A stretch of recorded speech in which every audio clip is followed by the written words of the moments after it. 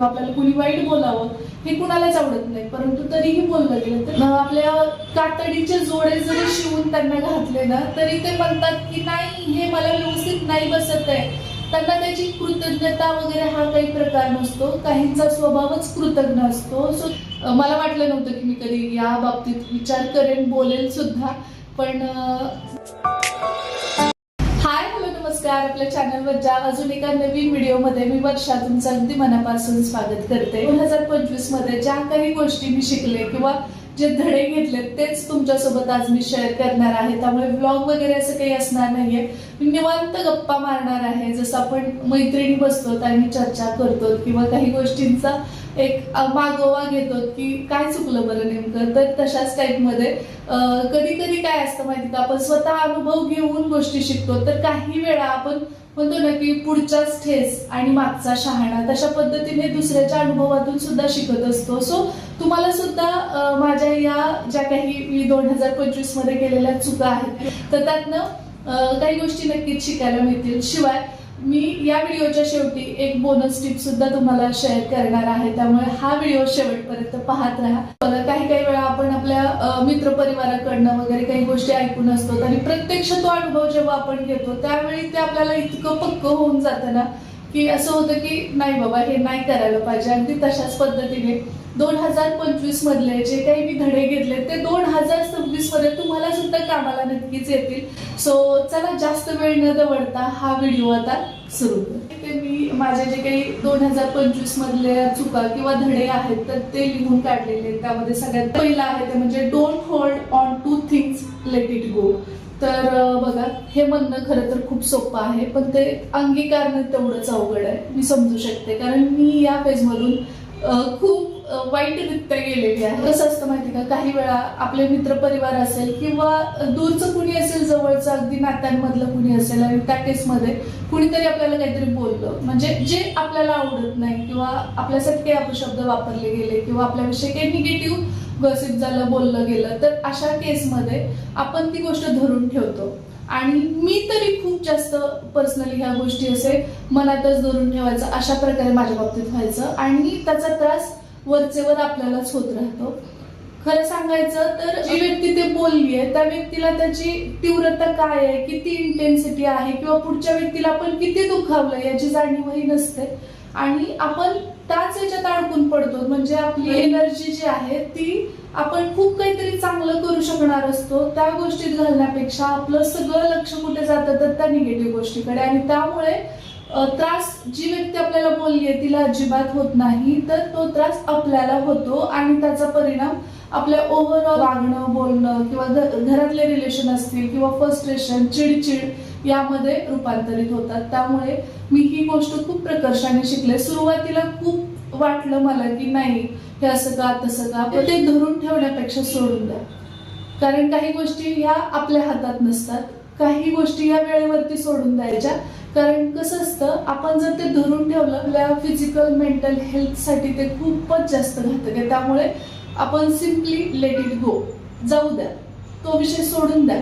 तुम्ही दुसऱ्या कशात तरी स्वतःला इन्व्हॉल्व करा, कारण की तिथेच जर अडकलात तर तुम्ही पुढे प्रोग्रेस नाही करू शकत. मग हे प्रत्येकच बाबतीत लागू होतं, असं नाही की म्हणजे करिअर वाईज किंवा ऑफिसमध्ये कोण काय असं नाही, तर हे घरातही असू शकतं, शेजारी असू शकतं किंवा आपल्या आसपास कधीही अशा गोष्टी घडू शकतात ज्या आपल्याला अपेक्षित नाहीत किंवा आपल्याला कुणी वाईट बोलावं हे कुणालाच आवडत नाही, परंतु तरीही बोललं गेलं तर लेट इट गो.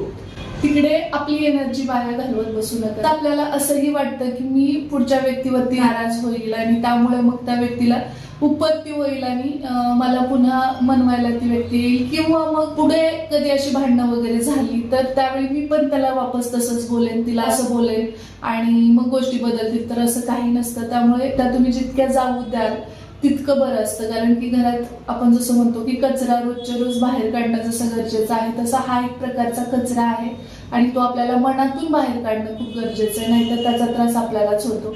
आता दुसरा मुद्दा, ही गोष्ट मी इतकी प्रकर्षाने व्यवस्थित 2025 मध्ये शिकली आहे की या अगोदर मी कधीच ही इतकी व्यवस्थित नव्हते शिकले. अनुभवलं होतं पण मला वाटलं नव्हतं की यावरती इतकं जास्त आपल्याला काम करावं लागेल. दुसरा मुद्दा हाच आहे की सम पीपल नेव्हर चेंज और यू कांट चेंज पीपल. हो, हे खरं आहे.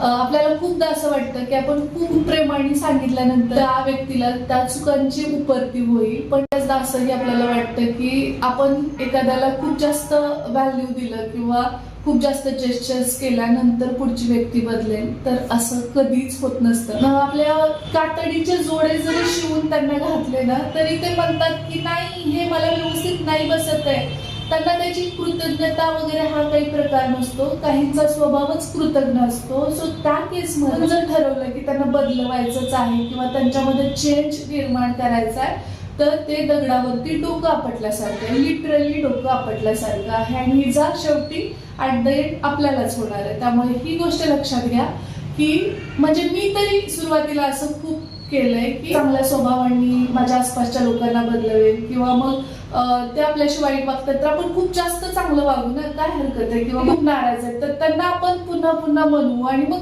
ते त्यांचे स्वभावच होऊन जातो की ते काय नाराजच राहतात आपल्यावर. त्यांनी आपण कुठपर्यंत बनवणार, म्हणजे एक लिमिट असते प्रत्येक गोष्टीला, तर ती लिमिट पण क्रॉस झाली तरी त्यांची जी काही आपल्याकडनं डिमांड आहे ती वाढतच जाते आणि मग आपण नेहमीच तिथे झुकत राहावं लागतं. आपल्याला असं वाटतं की मी माझ्या चांगुलपणाने तिला खूप माया लावेन, जीव लावेन आणि त्यामुळे ती व्यक्ती बदलेल, तर असं होत नाही. खरं तर तुम्हाला सांगू, एक खिचडी आहे समजा, तर आपण खिचडी जी आहे तिला बिर्याणी सारखी इज्जत दिली तर पहिली गोष्ट तर त्या खिचडीला ते हजमच होणार नाही, म्हणजे त्याला ते पचणारच नाही, कारण ती खिचडी आहे. त्याला खूप छान तुम्ही बिर्याणी सारखं गार्निश केलेलं तरीही त्या खिचडीला बिर्याणीची सर येत नसते. खिचडी ही खिचडीच राहणार आणि बिर्याणी ही बिर्याणीच असणार. याचा अर्थ असा नाही की खिचडी वाईट आहे किंवा बिर्याणी वाईट आहे. मुद्दा हा आहे की काही लोक ही एक सर्टन वेनी बनलेली असतात, ती तशीच असतात. त्याचं जे काही अपब्रिंगिंग आहे किंवा ती ज्या सर्टन वेनी वाढली आहे ती तशीच बिहेव करणार आहे. याच्यात आपण खूप जास्त त्यांना तुम्ही खूप स्पेशल फील करवलं किंवा सतत त्यांच्या मागे पुढे केलं आणि आपल्याला असं वाटलं की नाही, त्याला आवडतं तसं मी वागते, तिला आवडतं तसं वागते, तर त्याच्याने पुढची व्यक्ती नाही बदलत. आपण काहीही करा, त्या व्यक्तीचा स्वभाव तसाच असतो, फक्त काही वेळेपुरती ती चेंज झाल्यासारखी आपल्याला वाटते आणि आपल्या होप्स वाढतात, परंतु त्यामुळे आपण खूप थकतो. कारण त्या व्यक्तीच्या दुसऱ्या फुगवे काढण्यात जो मूळ स्वभाव आहे, त्यांचं कोर बिहेवियर आहे, तर ते आपण नाही बदलू शकत. हे आपल्याला ऍक्सेप्ट करायला लागेल. म्हणजे नको तिथे हातपाय मारण्यात अर्थच नसतो. सो तुम्ही कधी अशी लोक अनुभवली आहेत का तुमच्या आयुष्यामध्ये की तुम्ही त्यांना खूप बदलण्याचा प्रयत्न केलाय, तुमच्या चांगुलपणाने त्यांना इम्प्रेस करण्याचा प्रयत्न केलाय की मी असं केल्यानंतर तरी ही माझ्याशी चांगली वागेल, किंवा नाती आहे जी खराब झाली आहेत आणि त्यामध्ये तुम्ही खूप जास्त इनपुट दिलेत आणि त्यामुळे तुम्हाला असं वाटतं की आता सगळं छान छान होतंय, पण असं काही होत नसतं. कधी जर असा अनुभव घेतला असेल, तुम्ही खूप प्रयत्न केलेत एखाद्या नात्यासाठी, खूप थकून गेलाय परंतु पुढची व्यक्ती काही बदलली नाही, असा जर तुम्ही अनुभव घेतला असेल तर मला कमेंट बॉक्स मध्ये नक्की सांगा, म्हणजे मला पण जाणीव होईल की मी एकटीच नाहीये हे सगळं सफर करणारी, किंवा माझ्यासोबत अशाच आणखी माझ्या काही मैत्रिणी आहेत ज्यांनी हा अनुभव घेतलाय. शेवटी मी हा विचार केला की माझी मेंटल पीस टिकवण्यासाठी यावरती हाच एक उपाय शोधून काढला की एक तर आपल्याला लेट इट गो करता आलं पाहिजे. जाऊ द्या, त्या व्यक्तीला आयुष्यातून जाऊ द्या किंवा तो विषय सोडून द्या. नसेल तर इग्नोर करा किंवा ती व्यक्ती आहे तशी ऍक्सेप्ट करा. आता काही केसमध्ये कसं असतं, लेट इट गो नाही करता येत. जर व्यक्ती खूप जवळची असेल किंवा अगदीच आपल्याला तिथे म्हणजे निव्वळ काही ऑप्शन नसतो, तर त्या केसमध्ये आपल्याला ते जसे आहेत त्या पद्धतीने ऍक्सेप्ट करून पुढे चालावं लागतं. सो या गोष्टी मी यातनं शिकले की काही लोक नाही बदलू देत, आपण स्वतःमध्ये बदल करू आणि जसं आहे तसं ऍक्सेप्ट करू, इग्नोर करू किंवा लेट इट गो करू, अगदीच सहन होत नसेल तर. ओके, आता तिसरा आणि महत्वाचा मुद्दा जो मी आत्ता शिकायला सुरुवात केली आहे, मला माहिती नाही मला हे पूर्ण वर्ष पण लागेल, कदाचित 2026च्या एंडिंग पर्यंत माझं टार्गेट आहे की हा जो काही पॉइंट आहे त्याच्यावरती मला खूप बारकाईने काम करायचं आहे, कारण तो तितकाच महत्वपूर्ण आहे. मला आत्ता उमगलंय की इन्व्हेस्ट इन क्वालिटीमध्ये इन्व्हेस्ट करायला हवं. कारण कसं असतं माहिती का, महंगा रोये एक बार, सस्ता रोये बार बार, हे खरं आहे, पण हे मला खूप उशिरा उमगलं. कसं ते पुढे सांगते. प्रत्येकाच्या आयुष्यामध्ये एक फेज असते, म्हणजे एक शिक्षण अवस्था असते आपली, दुसरी त्यानंतर थोडंसं आपण ग्रो करायला लागतो किंवा कुठेतरी जॉबला लागतो आणि अर्निंग करायला सुरुवात करतो. त्यानंतर वेगवेगळे टप्पे आयुष्यात येत राहतात आणि त्यावेळी वेगवेगळ्या पद्धतीने आपल्याला स्वतःमध्ये काही बदल करणं गरजेचं असतं. आता मी अशी मुलगी आहे की जे आहे 2 जोडी कपडा त्याच्यामध्ये छान आहे, चला समाधान आहे आणि काय गरज आहे जास्त हे करण्याची, परंतु त्यातल्या त्यात खूप स्वस्तातल्या गोष्टी घेणं म्हणा अशा विचाराची मी आहे. आणि मला आत्ता हे उमगलंय की जेव्हा आपण क्वालिटीमध्ये इन्व्हेस्ट करतो ना, मग ते आपले छान फुटवेअर असतील, चांगल्या क्वालिटीचे ड्रेसेस असतील, तर त्याचा एक वेगळा ऑरा असतो, एक वेगळा इम्पॅक्ट पडतो पुढच्या व्यक्तीवरती आणि आपल्या स्वतःला सुद्धा खूप कॉन्फिडंट फील होतं. एक ड्रेस मध्यंतरी बेबी पिंक कलरचा ड्रेस तो मी वेअर केल्यानंतर मला इतक्या जणींनी म्हटलं की अगं कसलं सुंदर लुक दिसतोय तुझा, किंवा मग हा ड्रेस तुला खूपच खुलून दिसतोय. म्हणजे विषय पैशाचा नाहीये, आता डिपेंड करतं वेगवेगळ्या सिच्युएशननुसार. आता मी कमवते तर मी नक्कीच इन्व्हेस्ट करायला पाहिजे, पण पैसा माझ्या हातनं खरं सांगू तर सुटत नाही. पण यावरती मला नक्कीच काम करायचं. आपण शैक्षणिक अवस्थेमध्ये असतो, आपल्याला दररोज कोचिंग क्लासला वगैरे जावं लागतं आणि त्यावेळी ना आपण असा तर विचार नाही करू शकत की दररोज क्लासमध्ये मला वेगळे फुटवेअर पाहिजेत आणि दररोज चेंज करूनच मी जाणार. तर त्यावेळेसची आपली मेंटॅलिटी किंवा त्यावेळेसची ती फेज आपण अर्निंग करत नसल्यामुळे ती नसतेच डेफिनेटली, परंतु जसे जसे आपण पुढे अर्निंग करतो किंवा काही कमावतो तर त्यावेळी आपण चांगल्या क्वालिटीच्या फुटवेअरमध्ये, चांगल्या दर्जाच्या कपड्यामध्ये इन्व्हेस्ट करणं खूप गरजेचं असतं. त्याचा एक वेगळा ऑरा क्रिएट होतो, एक वेगळा इम्पॅक्ट पडत असतो आणि तुमची जी काही पर्सनॅलिटी आहे त्याची एक वेगळी छाप पडते. सो या गोष्टी हळूहळू समजतात, काही जणांना खूप अगोदर समजतात तर नक्कीच ते ग्रेट आहेत, पण ज्यांना उशिरा का होईना समजतंय तर जिथून समजतंय तिथून तरी ते आपण इम्प्लिमेंट करायला सुरुवात करायला हवी. सो मी 2026 पासून या गोष्टीवरती काम नक्कीच करणार आहे. प्रत्येकाचा बेंचमार्क वेगळा असू शकतो, महागड्या कपड्यांचा किंवा महागड्या चप्पलचा, तर तो ज्याच्या त्याच्या अफोर्डेबल रेंजनुसार तो ठरतो, त्यात आपण नाही बोलू शकत. पण क्वालिटी चांगली असेल तर डेफिनेटली आपला जो काही कॉन्फिडन्स आहे तो बूस्ट होता राहत नाही. म्हणजे तो कपडा किंवा ते फुटवेअर स्वतःसाठी बोलतात, ॲटोमॅटिकली ती लक्षात येते गोष्ट की हां म्हणजे एक वजन आहे बाबा अशा टाईपमध्ये. आणि दुसरी गोष्ट म्हणजे ना, जेव्हा केव्हा आपण व्यवस्थित तुम्हीच एक्सपिरियन्स करू शकता की आवरलेलं नसेल, चांगले व्यवस्थित कपडे नसतील, मळकट गाऊन वगैरे घातलेला असेल आणि पायात सुद्धा अगदीच साधी एकदम चप्पल घातलेली असेल आणि आपण अचानक आपल्या घरी कोणतरी आलं तर त्यावेळी आपल्यालाच ते असं वाटतं की बापरे मी कशा उतरत आहे आणि आपला कॉन्फिडन्स आपोआप लो होतो किंवा काहीतरी चुकतंय असं वाटतं. आणि तिथेच जर आपण व्यवस्थित पुट टुगेदर असू, छान कपडे आणि त्याच्यावरती अकॉर्डिंगली शूज वगैरे किंवा जे काही फुटवेअर आहेत ते छान दर्जाचे असतील तर ॲटोमॅटिकली एक वेगळं इम्प्रेशन आपलं असतं आणि त्यामुळे आपल्याला स्वतःलाच खूप छान फील होतं.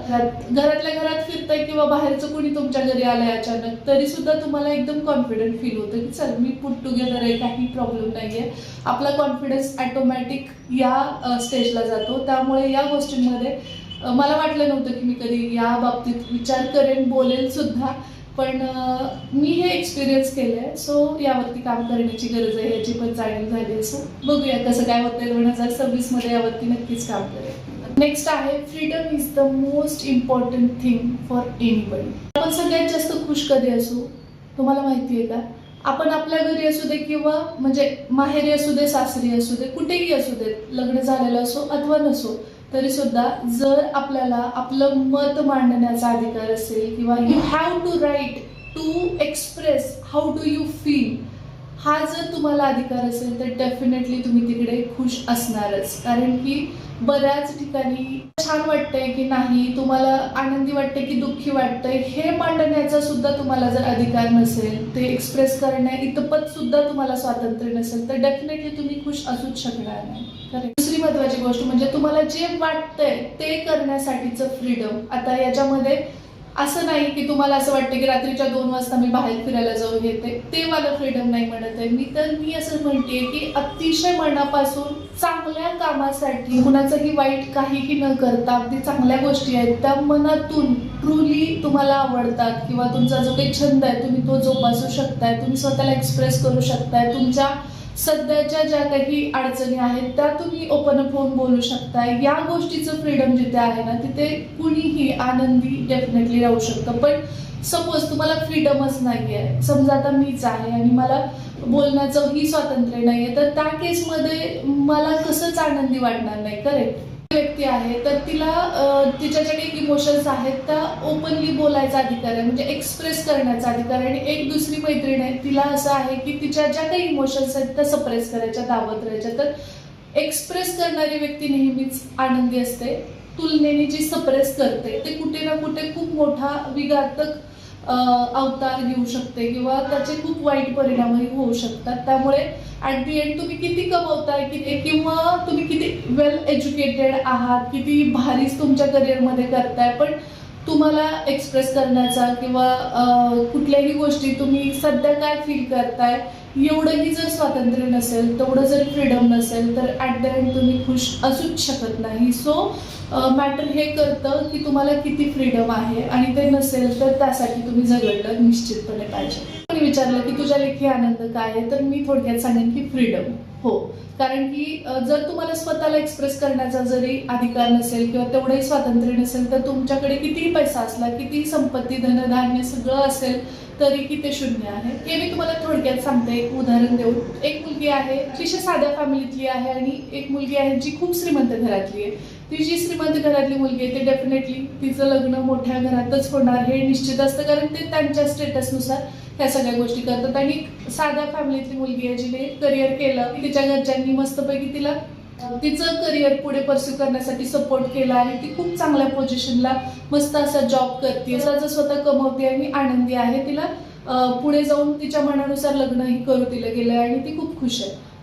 इकडच्या बाजूला जी मुलगी अतिशय श्रीमंत घरातली आहे, परंतु तिच्या बाबतीत असं झालंय की तिच्या घरच्यांनी तिचं लग्न खूप छान मोठ्या कुटुंबात करून दिले, जे खूप श्रीमंत आहे, नोकर चाकर, गाडी बंगला सगळं आहे तिच्याकडे. परंतु तिला साधं ड्रेस वेअर करायचा की साडी, यामध्ये सुद्धा कम्पेअर करायला चान्स नाहीये की साडीच नेसली पाहिजे. किंवा सिंपल गोष्ट आहे की तिला बोलण्याचाही अधिकार नाहीये त्या घरामध्ये, किंवा साधे साधे तिची मतं सुद्धा घेतली जात नाहीत. तर त्या केसमध्ये पैसा पाणी सगळं असताना ती खुश आहे का? एवढंही स्वातंत्र्य जिथे नाही तर तिथे दुःखच आहे, आणि जिकडे स्वातंत्र्य आहे तिकडे आनंद आहे. सो मी असं हे इव्हॅल्युएट करते की स्वातंत्र्य म्हणजेच आनंद. Next is you can't satisfy everybody every time. हे खरंच खूप खरं आहे. हे समजायला सुद्धा बराच वेळ गेला, बरीच वर्ष गेली, पण या वर्षी हे खूप छान समजलंय मला की आपण कितीही प्रयत्न करा, no matter how much you try, याचा काहीही उपयोग होत नाही. खरंच सांगतोय मी, कारण की सगळ्यांना आपण प्रत्येक वेळी आनंदी करू शकू, सॅटिस्फाय करू शकू अशी कोणतीच जगात ताकद नाहीये. कुणीतरी आनंदी होणार आहे, कुणीतरी नाराज होणार आहे. एक कुटुंब आहे, त्या घरामध्ये सुद्धा सगळ्या माणसांना आपण आनंदी डेफिनेटली नाही करू शकत. काही जणांना आपला वागणं बोलणं आवडू शकतं, तर काही जणांना नाही आवडत. हा हट्ट आपण सोडायला हवा की मी एवढी चांगली वागतेय किंवा तर सगळ्यांनी माझ्यासोबत चांगलंच वागलं पाहिजे, किंवा मी सगळ्यांनाच आनंदी करेन. तर ही एक मिथ आहे. ही प्रयत्न केला तर सगळ्यांना एका वेळी आनंदी नाही करू शकत. तुम्ही साधा एक लग्न समारंभ किंवा बारशाचा कार्यक्रम लक्षात घ्या, त्यात सुद्धा काही जणांना असं असतं की आम्हाला अटेन्शनच नाही दिलं, काही जणांना हे असतं की बाई जेवणच विशेष नव्हतं, काही जणांना जेवण आवडलंय तर काही जणांना अटेन्शन पाहिजे, तर काही जणांना आणखी काही तुमच्याकडनं हवं आहे. सो आपण सगळ्या ठिकाणी अवेलेबल नाही होऊ शकत, आणि जरी झालो तरी कुठेतरी कमी निश्चितपणे पडणारच, शेवटी माणूस आहोत. आणि त्यामुळे ही गोष्ट आपण समजून घेणं खूप गरजेचं आहे की आपण सगळ्यांनाच आनंदी नाही करू शकत. तर याचं कारण एवढं साधं आहे की एक्सपेक्टेशन, पुढच्याच्या आपल्याकडून काय एक्सपेक्टेशन्स आहेत ह्या आपल्याला माहिती नसतात, कारण की या डोक्यामध्ये असतात. म्हणजे एखाद्या व्यक्तीच्या एक्सपेक्टेशन या त्या व्यक्तीच्या डोक्यामध्ये असतात, आणि आपल्याकडे काही त्याचा एक्सरे काढण्याची कुठली मशीन नाहीये की पुढची व्यक्ती आपल्याकडनं काय एक्सपेक्ट करते. बरोबर, तिने ते बोलून दाखवलं तर आपण ते निश्चितपणे करू, परंतु मनातल्या मनात एखादी व्यक्ती आपल्याकडनं काही गोष्टी एक्सपेक्ट करते ज्या आपल्याला माहितीच नाहीयेत, तर आपण त्यांना कसं आनंदी करू शकू किंवा त्यांच्या त्या एक्सपेक्टेशन आपण कशा फुलफिल करू शकू, ते करूच शकणार नाही. त्यामुळे आपण सगळ्यांना नाही आनंदी करू शकत. सो हे आपण जेवढ्या लवकर समजून घेऊ तेवढा आपल्याला कमी त्रास होणार, कारण की आपल्याला असं असतं की मी हे पण केलं ते पण केलं पण ती नाराजच होती, बाई काय करावं. तर सिंपल आहे की तिने आपल्याला ते सांगितलंच नाही की मला हे हवंय, तरच तुम्ही ते कराल आणि मग ती खुश राहील. बरोबर, तर खुश करण्यासाठी तुम्ही तुम्ही लाखो गोष्टी केल्यात, परंतु त्या व्यक्तीला ते नकोच आहे, समजा तुम्ही जे त्यांना देताय ते त्यांना नको आहे, तर त्या केसमध्ये आपण नाराज होण्यात काही पॉईंट नाही की तिच्या एक्सपेक्टेशन आपल्याकडनं काही वेगळे आहेत हे समजून घेणं गरजेचं. तर ती बेटर थिंग मे बी हीच असू शकते की तुम्ही कम्युनिकेट करा, बोलल्यानंतर प्रश्न खूप लवकर सॉर्ट आउट होतात. तुम्हाला काय अपेक्षित आहे हे पुढच्यालाही समजतं किंवा समोरच्याला तुमच्याकडनं काय अपेक्षित आहे हेही आपल्याला समजतं. बेस्ट ऑप्शन हाच आहे की आस्क देन यू ऍक्ट आणि you will be happy. Start listening to your intuition. तुमच्या मनाचं ऐका.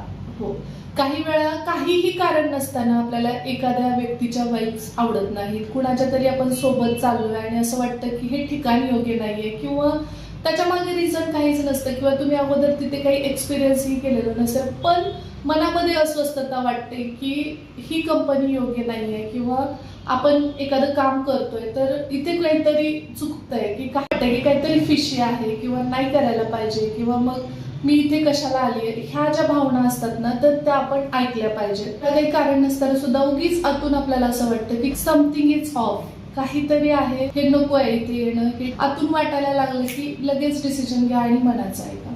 कारण त्या गोष्टीचा पुन्हा जो काही दुर्गामी परिणाम होणार असतो ते सहन करणं निव्वळ अशक्य असतं. सो ह्या गोष्टी आहेत. फॉर एक्झाम्पल सांगते की आपण खूप भयंकर फोन स्क्रोल करतोय, रील्स पाहतोय, खूप साऱ्या रील्स चेक करतोय आणि आपल्याला आतून कुठेतरी वाटतंय की मला ना अभ्यास करण्याची गरज आहे, मला माझ्या आईवडिलांनी अभ्यासासाठी हॉस्टेलला ठेवलंय किंवा हे एवढा महागडा क्लास लावलेला आहे आणि तो मी करत असताना मी असंच कुणी माझ्यावरती नियंत्रण ठेवायला नाहीये किंवा लक्ष द्यायला नाहीये म्हणून कितीही भयंकर रील बघतोय, स्क्रोल करते, तर आतून आपलं मन सांगते की नाही अभ्यास करायला पाहिजे, तर ते ऐका, अभ्यासच करा, कारण त्यासाठी तुम्हाला ठेवलेला आहे आईवडिलांनी एवढे पैसे खर्चून. सो तो तुमच्या मनाचा आवाज आहे आणि गिल्ट पण आहे की मी हे नाही करायला पाहिजे तर नाहीच करायला पाहिजे. म्हणजे आपलं मन जे सांगतंय ते ऐका, त्यामुळे गोष्टी खूप छान होतात आयुष्यामध्ये. आणि म्हणतात ना की खूप गोष्टी असतात ज्या कारण नसताना आपल्याला जाणवतात पण त्यामागे काहीतरी असतं. सो तेच इंट्युशन किंवा जेव्हा पण कधी वाटतंय की काहीतरी चुकतंय किंवा आपलं मन सांगतंय की हे नाही करायला पाहिजे तर ते नका करू. म्हणजे तुमच्या मनाचं ऐका आणि तुमचा एखादा अनुभव माझ्यासोबत नक्की शेअर करा की तुमच्यासोबत असं कधी झालंय का की तुम्ही म्हणजे आतून येत होतं तुमच्या की नाही या मुलीशी मैत्री योग्य नाहीये किंवा अमुक गोष्ट मी चुकीची करते, मी ते नाही करायला पाहिजे, कारण काहीच नाहीये परंतु मला आतून असं वाटतंय आणि तरीही तुम्ही ती केलीत आणि त्याचे काही दुष्परिणाम तुम्हाला भोगावे लागले असतील तर कमेंट बॉक्समध्ये नक्की सांगा, ज्यामुळे अजून काही जणांना त्याचा फायदा होईल की आपल्या मनाचं ऐकणं किती गरजेचं आहे हे समजण्यासाठी. नेक्स्ट आहे insecure and sad people make others insecure. जी लोक त्यांच्या आयुष्यामध्ये खूप फ्रस्ट्रेट असतात, ते सुखी नसतात किंवा सतत त्रासलेली असतात, कुठल्या तरी टेन्शन मध्ये असतात, तीच इतरांना नेहमी टेन्शन देण्याचा प्रयत्न करतात. हे खूप मोठं सत्य आहे. म्हणजे मला अगोदर असं वाटायचं की काही निगेटिव्ह कमेंट्स असतात 1-2%, तर त्या आल्यानंतर असं वाटायचं की आपलं काहीतरी चुकतंय का, आपण दुरुस्ती करूया, ओके मी नेक्स्ट व्हिडिओमध्ये याच्यामध्ये नक्की डेफिनेटली चेंज करेन किंवा माझी ही गोष्ट तुम्हाला आवडली नाही तर पुढच्या व्हिडिओत मी ती दुरुस्त करेन असं मी लिहायची. परंतु त्या पलीकडे जाऊनही नंतर जे काही तुम्ही चेंज केलं त्यात पण ते चुका शोधत असतात. त्याचं कारण ती स्वतःच माणसं त्यांच्या आयुष्यामध्ये खुश नसतात, त्यांच्या मनामध्ये सतत इन्सिक्युरिटी असते, सतत अस्वस्थता असते आणि ती ते इतरत्र स्प्रेड करत असतात. मग हे फक्त सोशल मीडिया किंवा कमेंटच्या बाबतीत नव्हे तर एक सामान्य आयुष्यामध्ये सुद्धा आपल्या आसपास काही अशा आंटी असतात बघा ज्या सतत दुसऱ्याच्या घरात काय चाललंय किंवा काय निगेटिव्ह होत आहे किंवा मग खूप छान कुणीतरी काही केलंय परंतु त्यामध्ये कशी खोट काढायची यावरती टपलेल्या असतात. तर त्याचं कारणच ते असतं की ते त्यांच्या स्वतःच्या बाबतीत तितके जास्त दुःखी असतात किंवा त्यांच्या घरामध्ये त्यांना तेवढं सुख मिळत नसतं किंवा त्यांनी टेन्शन त्यांना मिळतं म्हणून ते इतरांना टेन्शन देत असतात. समजून घ्यायला पाहिजे की जी लोक सुखी आहेत ते इतर कुणालाही दुःखी करत नसतात. जे स्वतः दुःखी आहेत तेच इतरांना दुःखी करण्यासाठी सतत प्रयत्नरत असतात. सोशल मीडिया हा तर एक विषय आहेच, पण त्यासोबत आपले फॅमिलीमध्ये सुद्धा असू शकतात, रिलेटिव्ह मध्ये असतील किंवा फ्रेंड्स मध्ये असतील, ऑफिसमध्ये असतील, तर ते तुम्हाला सतत कशावरून ना कशावरून नेहमी काहीतरी बोलत असतात, जे तुम्हाला लागेल, मनाला खुपेल, दुखेल अशा टाईपचा. सो त्यांना इग्नोर करणं हाच एक आपल्याकडे मार्ग असतो. एखादी व्यक्ती ना त्याच्या लुक्सला घेऊन खूप जास्त इन्सिक्युअर असते, म्हणजे त्या व्यक्तीला स्वतः ऍक्सेप्ट करू शकलेले नसतात. त्यामुळे ते इतरांच्या लुक्सवरती तिने काय घातलंय, तिला ते कसं सूट करत नाहीये, ते कसं दिसतंय किंवा ती कशी बोलतेय यावरती ते जज करत असतात. कारण ते स्वतःला ऍक्सेप्ट करू शकलेले नसतात, तर इतरांना काय ऍक्सेप्ट करणार. एवढं हे सिम्पल आहे. सांगू शकते मी, व्हेरी IMP गोष्ट लक्षात ठेवा जर आनंदी राहायचं असेल, की sad people make other sad and happy people make other people happy. महत्वाचं एक सांगू का, हे सगळं आहे about them, not about you. म्हणजे जे तुमच्याविषयी वाईट कमेंट पास करतात, जे काहीही बोलत असतात, निगेटिव्ह वेनी अतिशय खालच्या लेवलला जाऊन तुम्हाला दुःखी करण्यासाठी टपलेले असतात, तर हा त्यांचा प्रश्न आहे, आपला नाहीये, हे लक्षात घ्या. सो त्यांना दुःखी आहेत, दुःखीच राहू द्या, आपण आपल्या आनंदामध्ये मस्त राहूया. Communicate your expectations. For example, बऱ्याचदा विशेषतः स्त्रियांचा हा प्रॉब्लेम असतो की नवऱ्याने मला समजून घ्यावं, मला काय अपेक्षित आहे हे त्याला कळावं, परंतु कुणीही देव नाहीये. त्यामुळे आपण हे लक्षात घ्यायला हवं की आपण बोललो तर समजेल की तुम्हाला काय अपेक्षित आहे. म्हणजे हे पुरुष आणि स्त्रिया दोघांसाठी आहे, पण मेजॉरिटी महिलांना असं असतं की नवऱ्याने माझ्या मनातलं ओळखावं, पण असं खूपदा होत नाही. कारण की अर्थातच कुणी काही मन कवडं नसतं. खूप कमी लोक असतात ज्यांना लक्षात येतं किंवा चॉईस लक्षात असतात, काय तिला आवडतं हे समजतं. पण खूप अशीही मंडळी असतात ज्यांना नाही लक्षात येत. सिम्पल आहे, तुम्ही कम्युनिकेट करा, त्यामुळे गोष्टी खूप सॉर्ट आउट होतील आणि भांडणं कमी होतात. त्यामुळे आपल्याला नेहमी असं असतं की त्याने माझ्यासाठी काहीतरी समथिंग स्पेशल केलं पाहिजे, किंवा माझा आता वाढदिवस येतोय तर माझ्यासाठी त्यांनी छानपैकी एक ट्रिप प्लॅन करायला हवी, आणि त्याला असं वाटत असतं की मी छान असं सरप्राईज प्लॅन करू का, आणि सगळं छान डेकोरेशन करतो आणि मग तिला बोलवतो आणि मग छान असं तिला सरप्राईज देतो. पण यामध्ये तुम्ही काय विचार करताय आतमध्ये हे त्यांना माहिती नसतं. त्यामुळे तो व्यक्ती त्याला जे जमतंय, जे झेपतंय तेच करत असतो. ओके, तर त्या केसमध्ये त्यांनी डेकोर केलं, सगळं छान केलं आणि ते तुम्हाला घेऊन आले की हा मी हे असं सजवलंय बघ, तुझ्यासाठी खास केलं. ते त्या व्यक्तीच्या परीने स्पेशलच त्यांनी केलेलं आहे, पण ते तुम्हाला स्पेशल वाटणार आहे का, किंवा तुम्हाला आनंद देणार आहे का? नक्कीच नाही. कारण तुम्हाला काय अपेक्षित होतं, त्यांनी तुम्हाला ट्रिपला घेऊन जावं. ओके, सो ही गोष्ट तुम्ही त्यांना बोलून दाखवली असती तर ती खूप छान स्मूथली सगळं व्यवस्थित झालं असतं आणि भांडणं झाली नसती. शिवाय तुमचा तो दिवस अगदी स्पेशल झाला असता. पण त्यांनी तुमच्यासाठी एवढे एफर्ट्स घेतले, छानपैकी डेकोरेशन केलं आणि तुम्ही ऍट द एंड दुःखीच राहिलात. सो ह्या गोष्टी ज्या आहेत त्या कम्युनिकेशननी सॉर्ट आउट होतात. मग हे नवरा बायकोच्याच नात्यातलं नाही, तर बहीण भाव, तर मैत्रिणी असतील किंवा तुमच्या रिलेटिव्ह, ऑफिस मधले काही कलिग्स असतील, तुम्हाला अपेक्षित असेल की आजचं हा टास्क त्यांनी कम्प्लीट करावा आणि मग मी यावरती काम करेन असं काही, तर तिथे कम्युनिकेशन खूप महत्वाचं आहे.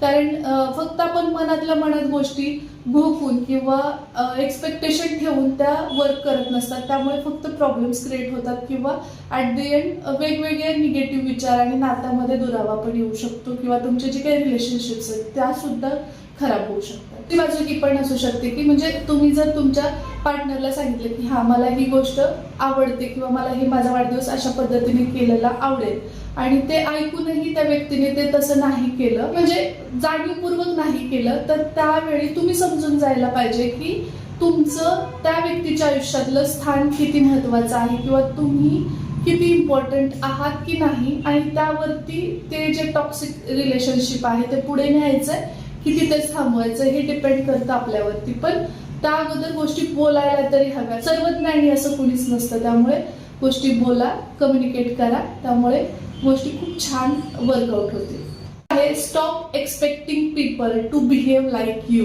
येस, आपण आहोत, पुढची व्यक्ती वेगळी आहे, दोघं वेगळ्या वातावरणात वाढलेले आहोत, किंवा हे फक्त नवरा बायकोच्याच बाबतीत नाही तर सगळ्याच कम्युनिटीच्या बाबतीतली ही गोष्ट आहे की आपण असं नाही समजून घ्यायला पाहिजे की मी जशी वागते किंवा मी जसा विचार करते तशीच पुढची व्यक्ती विचार करेल. कारण प्रत्येकाचा परिवेश, त्या ठिकाणचं वातावरण आणि त्यांची जडणघडण हे सगळं वेगवेगळ्या पद्धतीने झालेलं असतं. त्यामुळे विचार सुद्धा वेगळे असू शकतात, म्हणजे सगळ्याच गोष्टींमध्ये खूप प्रमाणामध्ये फरक असू शकतो. मला असं वाटतं बघा की मी याच्या जागी असते ना तर मी असं नसतं केलं, मी हे असं केलं असतं. व्यक्तीने हे असं का बरं केलं असेल, तर त्यामागे त्याची विचारशक्ती किंवा त्या व्यक्तीने ज्या वातावरणात वाढली त्या गोष्टींचा इम्पॅक्ट असतो. साहजिक आहे की ती व्यक्ती तुम्ही नाही आहात. पहिली गोष्ट, ती व्यक्ती ती आहे, तर त्या व्यक्तीची बुद्धी, मन किंवा विचारशक्ती किंवा मग जडणघडण, शिक्षण, ह्या सगळ्या गोष्टी त्याच्या वेगळ्या असू शकतात आणि तुमच्या वेगळ्या असू शकतात. त्यामुळे या गोष्टीवर मी आतापर्यंत पण काम करते. मी यशस्वी झालेली नाहीये किंवा याच्यावरती ओव्हरकम मी नाही केलंय. मी खूप लवकर असा विचार करायचे की ही एवढी साधी गोष्ट आहे आणि हे असं करायचं सोडून हे असं का करत असेल बरं, मी असं तर असं केलं असतं.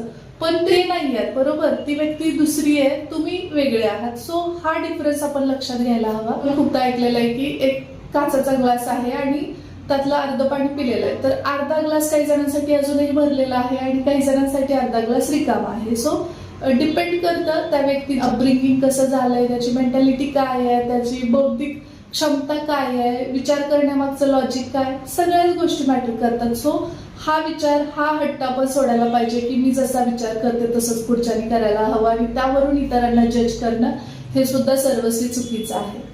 आपण जेवढ्या लवकर अंगीकारू किंवा समजून घेऊ तेवढ्या लवकर आपण आनंदी होण्याच्या मार्गावरती चालायला लागू. सगळ्यात महत्वाची गोष्ट मी शिकले की आरोग्याला आपण खूप मोठं प्राधान्य द्यायला पाहिजे.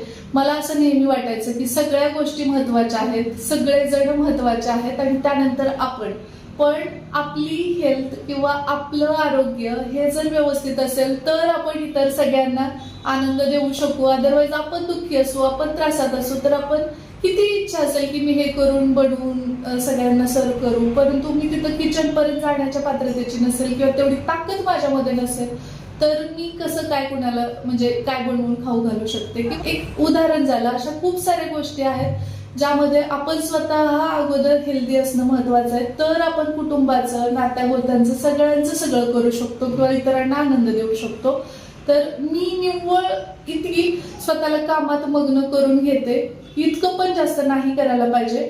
त्यामुळे काय होतं की एकतर कसं असतं, काही वेळा आपल्याकडे काही काम नसेल किंवा एखाद्या दिवशी असा फ्री दिवस असेल तर त्या दिवशी अस्वस्थ व्हायला होतं, कारण की आपल्याला कामाची खूप सवय झालेली असते आणि काम नाही केलं तरी करमत नाही. तर त्या गटातली मी व्यक्ती आहे आणि त्यामुळे मला असं झालेलं की दिवस रात्र नुसतं काम काम काम आणि त्यामुळे माझ्या शरीरावर त्याचे खूप वाईट परिणाम झाले. आणि तुम्ही पाहिले की 2025 मध्ये खूप सारे अडचणी, शारीरिक व्याधी किंवा ऑपरेशन यामधून मी गेले आणि तेव्हा जाऊन मला समजलं की नाही, काम तर महत्वाचं आहेच, नक्कीच करणं गरजेचं आहे आणि ते करत राहायलाच पाहिजे, परंतु त्याबरोबरीने आपल्या आरोग्याचीही काळजी घेतली पाहिजे. मी अजून ते पूर्णपणे शिकलेली नाही किंवा आत्मसात करू नाही शकले, कारण तसं आहे की बाळ छोट आहे आणि ती रात्री जागते, त्यामुळे मला झोप पुरेशी अजूनही मिळत नाही. पण मे बी नेक्स्ट इयर छानपैकी मला झोप पण मिळेल जर तिला एक रुटीन लागेल झोपीचं तर शांभवीला.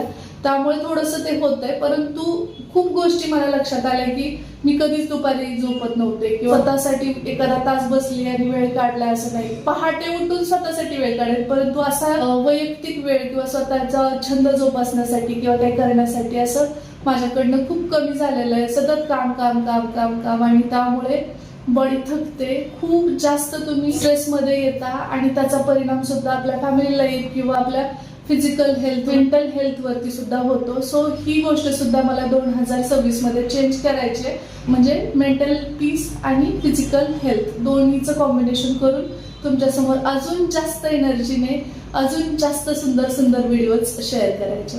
सुरुवातीला म्हटलं की एक बोनस टिप असणार आहे, तर ती आता तुमच्यासोबत शेअर करते. Don't give advice anyone until they ask you. तुमच्याकडे सल्ला मागितल्याशिवाय मनाने कुणालाही सल्ला द्यायला जाऊ नका. भलेही तुम्ही कितीही मोठे ज्ञानी असाल, कितीही तुम्ही पुस्तकं वाचली असतील, कितीही मोठे तत्ववेत्ता असाल किंवा तुम्ही खूप जास्त नॉलेज गेन केलेलं असेल, तरीही तुमच्या कितीही जवळची व्यक्ती असू दे, लांबची असू दे, त्यांनी जोपर्यंत स्वतःहून येऊन तुम्हाला विचारत नाही तोपर्यंत फुकटचा सल्ला कुणालाही द्यायला जाऊ नये. हे मी माझ्या अनुभवातून शिकले, कारण त्याची कदर नसते. आणि ह्या गोष्टी तुम्ही लग्नातून खूप चांगल्या पद्धतीने शिकता. कारण लग्न तर त्याच्यामध्ये खूप सारे लोक इन्व्हॉल्व असतात ना, की तुम्ही दोघं, तर तुमच्या दोघांचे कुटुंब इन्व्हॉल्व असतात. आणि त्या केसमध्ये काय होतं माहिती का, की प्रत्येक व्यक्ती वेगळी असते, प्रत्येक व्यक्तीची अपब्रिंगिंग वेगळी असते, विचार, ॲटिट्यूड सगळं काही वेगळं असतं. आणि आपण एक त्रयस्थ व्यक्ती म्हणून बघतो आणि आपल्याला लक्षात येतं की तर हे नाही, असं करण्याची गरज आहे, म्हणून आपण ॲडवाइस द्यायला जातो. पण तो ॲडवाइस त्या व्यक्तीला घ्यायचा नसतो. कारण की जर त्या व्यक्तीला बदलायचं असेल तर तो स्वतःवरती काम करण्याची तयारी दाखवतो आणि तो समोरून येऊन तुम्हाला सल्ला मागेल आणि तो स्वतःमध्ये चेंज करेल. परंतु ज्या व्यक्तीला सुधारायचं नाहीये तो सुधरतच नसतो. कारण की तुम्ही कितीही सल्ले दिले तर त्या सगळ्या गोष्टी त्या व्यक्तीच्या वरून जात असतात. त्यामुळे तिथे म्हणजे म्हणतात ना की उगीच दगडावरती डोकं आपटण्यात काहीही पॉईंट नसतो. म्हणून तुम्ही तो विषय सोडून द्या. अगदी जवळची व्यक्ती असेल किंवा डेली तुम्हाला एकमेकाची तोंडं बघायची आहेत, ऑफिसमध्ये आहात आणि दररोज तुम्हासोबत काम करायचंच आहे, तर त्यावेळी असं समजून जा की नको, मला नाही सल्ला द्यायचा. कारण की त्याची मेंटॅलिटी जर खराब असेल ना आणि आपण त्याला चांगलं बनवायचा सल्ला देऊन प्रयत्न करत असू ना, तर ती व्यक्ती तुम्हालाच वाईट समजणार आहे किंवा तुम्हालाच खराब समजणार आहे. त्यामुळे ज्याला नाही सुधारायचंय तो नाहीच सुधारणार आणि ज्याला सुधारायचंय तो स्वतःहून समोरून येऊन तुम्हाला सल्ला मागेल आणि त्याच्या वर्तनात बदल करून नातं सुधारण्याचा प्रयत्न करेल. आणि खरंच त्या व्यक्तीला वाटते की नाही, मला चेंज करायचं माझ्या या बिहेवियरमध्ये, तर डेफिनेटली ते तुम्हाला विचारतील की मी काय करायला हवं, तुला काय अपेक्षित आहे. त्यावेळी तुम्ही तुमचा सल्ला नक्की द्या. खूप तास असतं ना आपल्याला, याला सुधरवायचंय, त्याला सुधरवायचंय किंवा या व्यक्तीला बदलवते, माझा एक सल्ला याला उपयोगी पडेल असं म्हणून एक्साइटमेंटमध्ये जाऊन मला काहीतरी सल्ला देता आणि त्यावेळी ती व्यक्ती असं सोडवून लावते तुमचा जो काही सल्ला आहे तो. कारण त्यांनी तो मागितलेला नसतो, त्याचं त्याला व्हॅल्यूही नसतं. आणि त्या केसमध्ये मग आपल्याला खूप वाईट वाटते की मला एवढे सगळेजण हे करतात आणि किंमत देतात आणि तर माझं ऐकलं पण नाही. तुम्ही एवढं समजून जा, इग्नोर करा तशा लोकांना, त्याचे सल्ले द्यायला अजिबात जाऊ नका. बरं, तुम्ही कधी अनुभव केलाय का की एखाद्या व्यक्तीला तुम्ही ॲडवाइस दिला आणि परत तुम्हाला त्याचा रिग्रेट झाला की या व्यक्तीला मी ॲडवाइस दिला होता? सो असं कधी झालं असेल तर मला कमेंट बॉक्समध्ये नक्की सांगा. माझ्या बाबतीत तर 2-3 वेळा असं झालेलं आहे. सो परत पश्चाताप झाला मला की यार आपण एवढं छान सांगितलं आणि जे करायचं तेच केलं. तर हे असं असू शकतं. सो नक्की सांगा.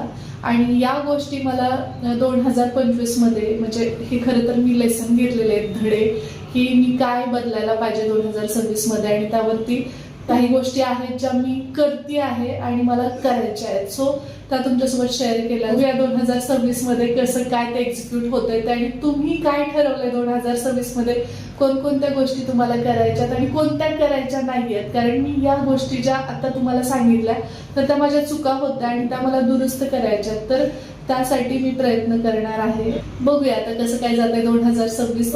एक असतं ना की काहीतरी नवीन आयुष्यात बदल करायचा तर कुठलं तरी निमित्त लागतं. त्यामुळे मग ह्या इंग्रजी नववर्षाचं आपण निमित्त धरून नवीन गोष्टी आयुष्यामध्ये आणूया. छान छान विचार, छान छान मतं तुमची आणि कमेंट सुद्धा तितक्याच माझ्यासाठी महत्त्वपूर्ण आहेत. त्यामुळे नक्की कमेंट बॉक्समध्ये तुम्हाला व्हिडिओ कसा वाटलाय ते सांगून जा. आणि अजून तुम्हाला अशा प्रकारचे व्हिडिओज आवडतील का हे सुद्धा मला कमेंटमध्ये नक्की सांगा. यातल्या एका जरी व्यक्तीने यातल्या काही गोष्टी घेतल्या ना तरीही मी असं समजेन की माझ्या या व्हिडिओचं सार्थक झालं. So that's it. चला भेटूया आपण नवीन ब्लॉग सोबत. तोपर्यंत जय हिंद, जय महाराष्ट्र, जय जिजाऊ, जय शिवराय.